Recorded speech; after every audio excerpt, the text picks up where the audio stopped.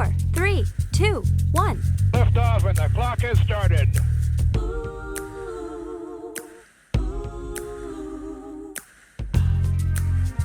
Well, hey now, good morning, good afternoon, good evening, and good day to you. This is a drop-in episode to remind you to stop being a sniveling turd weasel. More on that. And anyway, wherever you may be listening or watching around the globe, from Bridgetown, Barbados, to Monrovia, Liberia, to Dublin, Ohio, where incidentally the entire town is made up of flagstone and Christmas trees. Such a lovely place. Welcome to the All Around Show, the metaphysical variety podcast where we just get into stuff. I am your host, Scott Schroeder, and I am grateful for a little bit of your time, and I'm also looking different again as I try to work out technical stuff. I have a new light here, same light there. I'm using a different camera, and I'm not sure I like the temperature of the light on that. I wonder if I can switch. Can't switch cameras in the middle of recording. That would have been pretty rad.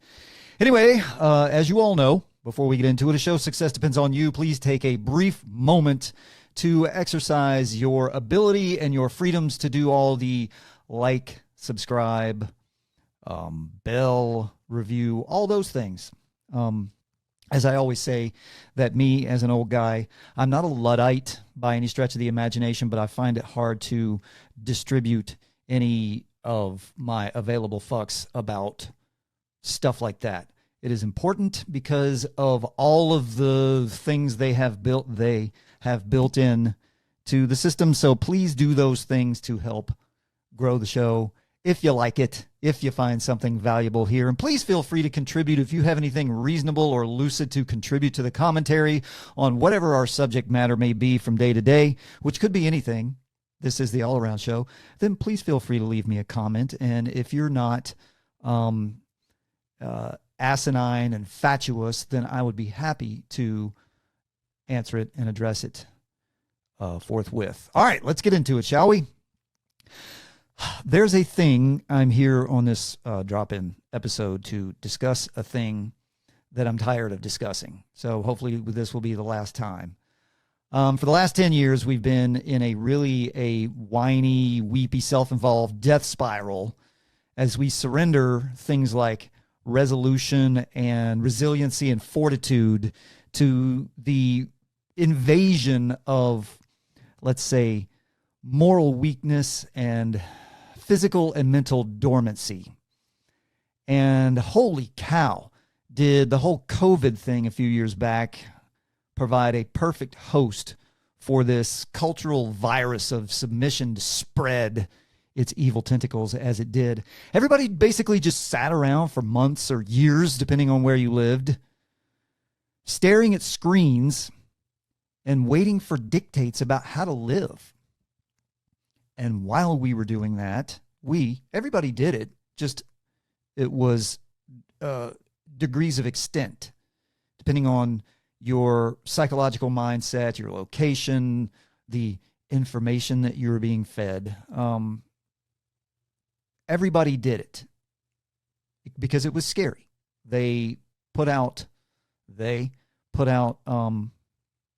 quite a good deal of information that indicated that this was going to be one of the worst things that humanity's ever seen. And listen, it's hard to blame anybody for that kind of thing because we didn't know what was happening. But depending on your mindset and your location, you adjusted or didn't accordingly.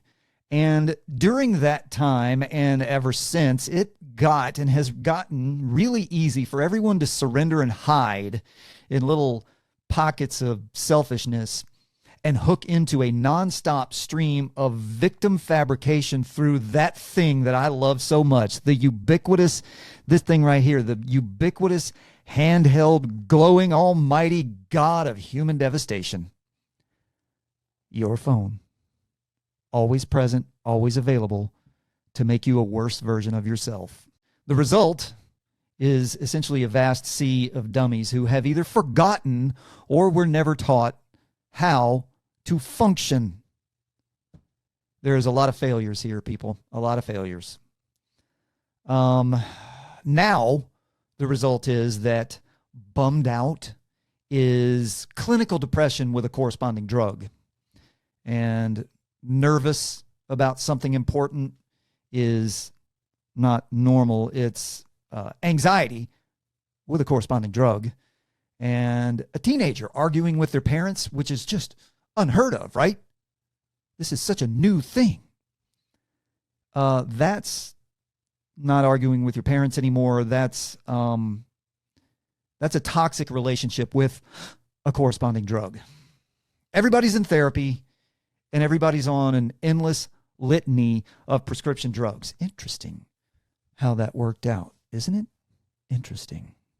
Seems like a loop of some sort there. And we've spent years now, if not honestly decades, devolving into this group of people who exists in this bizarre world of therapy speak. And the worst thing of all is what we've done to our children, inflicting this ridiculous anti-human nonsense on them, instead of throwing them out the door on a Saturday morning and telling them to go play and climb a tree and fall down and do all the things that children did for millennia. Old man yelling at clouds. Sorry. If something worked for 5,000 years or longer, depending on how far back you want to go in time, and all of a sudden it was deemed non-salient, it was deemed harmful within the last 10, does that seem feasible? Does that seem reasonable? Does that seem right? Anyway, what we've done, instead of letting kids live lives of development and growth, is we've terrified them and inflicted them with the language of mental illness, and they obsess on it, and we obsess on it. And it needs to stop. It needs to stop because, quite frankly, everybody's fucking sick and tired of it. And here's the deal. Great news, everyone. Super news. I come to you with breaking news. This just in. It's not. It's not just in. It's not breaking news. It's not new news. There's nothing new under the sun. Turns out there's a really simple recipe for not being a miserable shit weasel. And it's always been there. It's always been there. I'm going to work off a list that I jotted down. Would you like to see it? Let's see if we can, how about, we do, I don't know, can I not share this damn thing? So the recipe for not being a miserable shit weasel is quite simple. And people have been engaging in this kind of behavior, the following behaviors, since the beginning of time. It's time that we got back to these things. Now, when I go through this list, this is not to say that everyone needs to be some sort of spiritual, psychological, and physical guru dedicating your entire existence to ultimate fitness of the mind, body, and spirit. It just means reasonable and moderate. Reasonable moderation of a few behaviors. If you feel like shit, if you're miserable, if you're tired of feeling miserable, and somehow the adults in your life failed you, or you've lost your mind as an adult, then please let me help you get back on the right track. Let's start right here. Decent nutrition. Again, reasonable. I am not saying go eat chia seeds and kale for every meal for the rest of your life. What I'm saying is the amount of processed foods that we consume as a Western culture is catastrophic beyond belief. In fact, I'm going to throw you a bone here. If you're out of shape and overweight, I'm going to tell you this. It has never been more difficult in the history of humanity to not be fat. The abundance, the sheer abundance of available fatty foods, high calorie, high fat, high salt foods, the availability and the ease of purchase, the ease of acquisition of these foods is unbelievable. If you want to go to your nearby global coffee chain restaurant and grab something to eat and drink, well, odds are and again, you need to hold yourself accountable here, but if you go in and get a frappuccino, a venti frappuccino, that's going to be about half your calories for the day, and it's all fat and carbohydrates. So if you're not moving around, if you're not running a marathon later, that's not going to go anywhere but forming visceral fat eventually, and it's going to choke the life out of your organs. And we're a mobile society, we're a mobile culture, and so we tend to eat a lot on the run, and it's a pain in the ass to throw a sandwich and an apple or whatever the hell it is you want to make at home into a little lunch cooler, a little cooler, and carry it with you in your car. It's much, much, much easier and maybe even slightly cheaper, depending on where you go, to grab junk. So mix it up a little bit. Again, balance, just decent nutrition. Try to eat less processed food. Try to watch added salt. Try to watch added sugar. Mix in some fruit, some greens. Figure out what nutrition plan works for you. Jack up your protein. Cut down the carbohydrates if you're not an elite athlete, burning all those calories, those carbohydrate calories. Reasonable, decent nutrition. Fix that, you're going to go a long way. Along with reasonable, decent nutrition is hydration. Now, we seem to drink a lot for a culture that buys a lot of water bottles and drinking vessels. California, you're probably exempt from this because you guys do a lot better than most people when it comes to hydration and nutrition. But for the rest of us, especially those of us who live in the South, we do terrible things to our bodies. But anyway, so nutrition, just drink a little bit more water. You know, my daughter, when she was little and a teenager, I used to have to pay. I'm like, please drink more water. I don't like it. I don't care. You're playing multiple sports. You're outside running around. You're a developing body and mind. Your skin needs it. Your brain needs it. Everything needs it. And I used to have to pay her to drink water. Here's when she was little. Here's 50 cents. Ram this down. And she'd suck down 20 ounces of water in 3 seconds for, 50 cents or $1. And that just got exhausting. So please drink more water. And sidebar, please drink less soda and garbage like that. I don't care about your bro science or whatever it is you want to say about diet drinks or anything like that. It's bad. Do you realize that a 20-ounce Coca-Cola has something, it's got like 700% of your daily added sugar. Just one. Something ridiculous like that. I do not have it in front of me. I don't know. Don't hate on me for not getting it, but it's pretty damn close to that. It's real close to that. One soft drink. Regulate your sleep cycle. Listen, man, this goes along with the phone. Put your fucking phone down. You got to turn these screens off at a reasonable time before you go to sleep. If you don't want to do this, then shut the fuck up. I have nothing for you. If you want to feel well and feel better and get better sleep, but you don't want to put your goddamn phone away, I got nothing for you. Stop sniveling, surrender, and just go. Just get out. Check out. Because it's boring and it's tedious.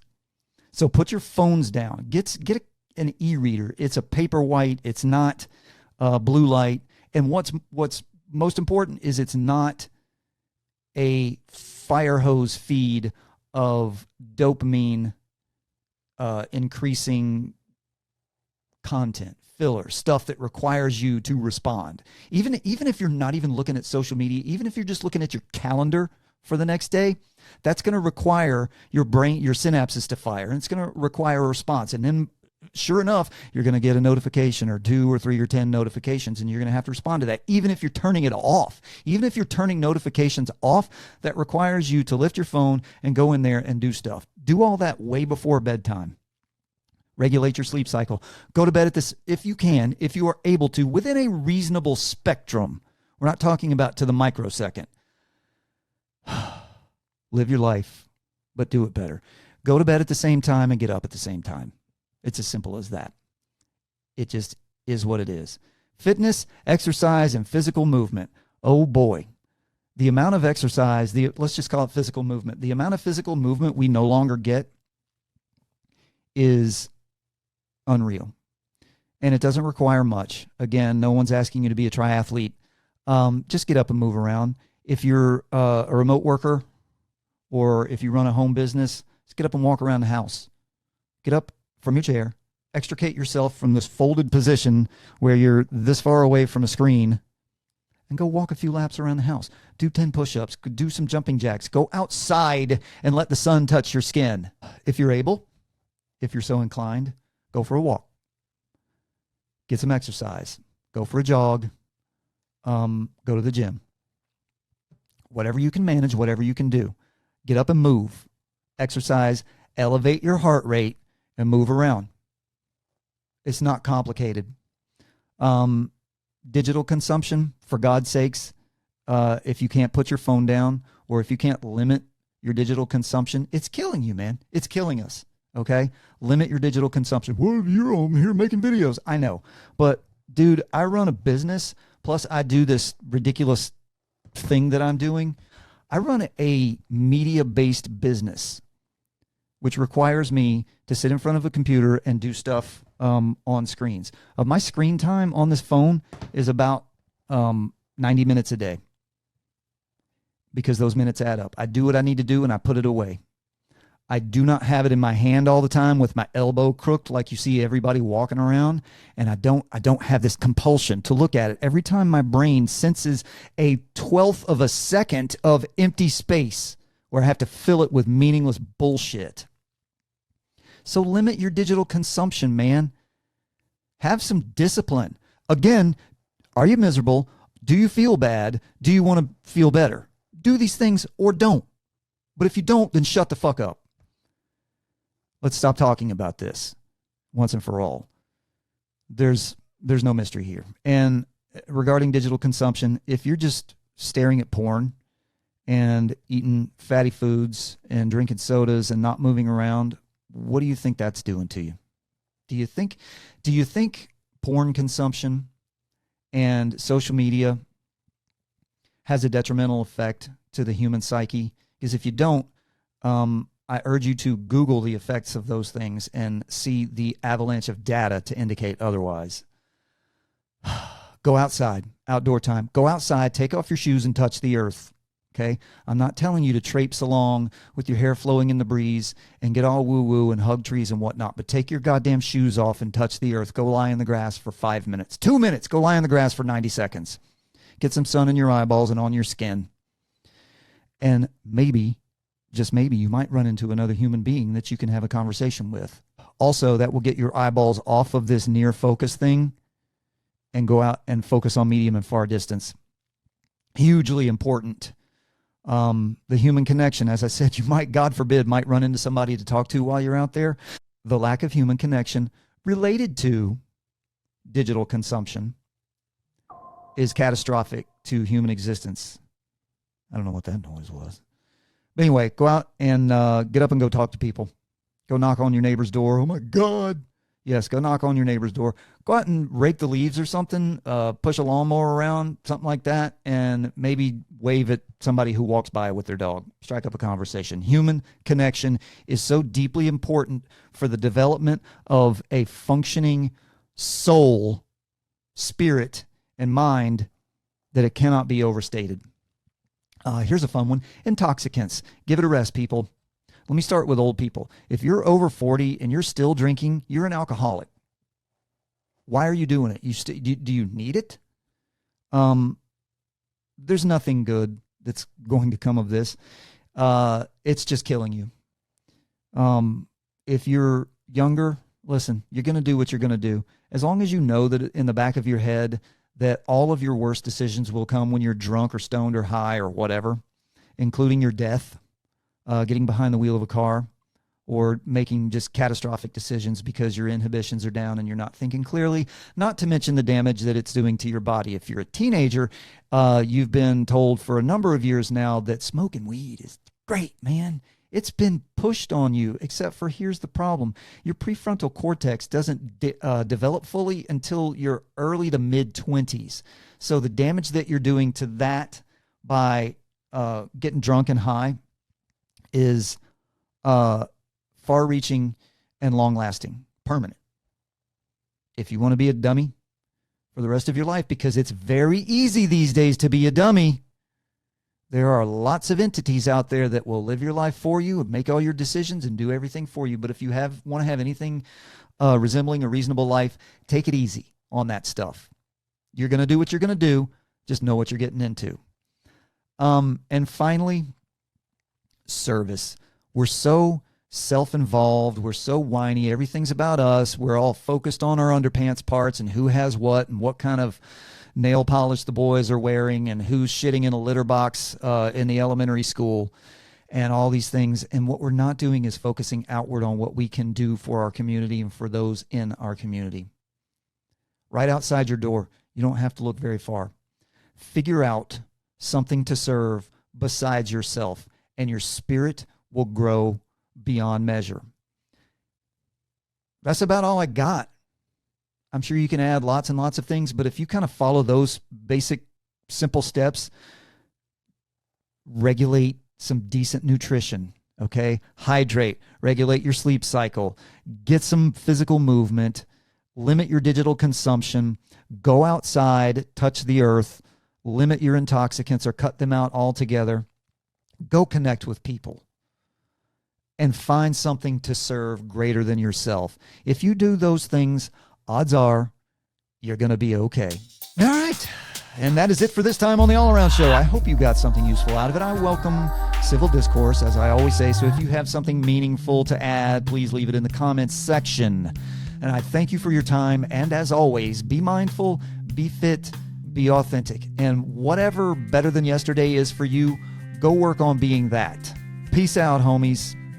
See you next time.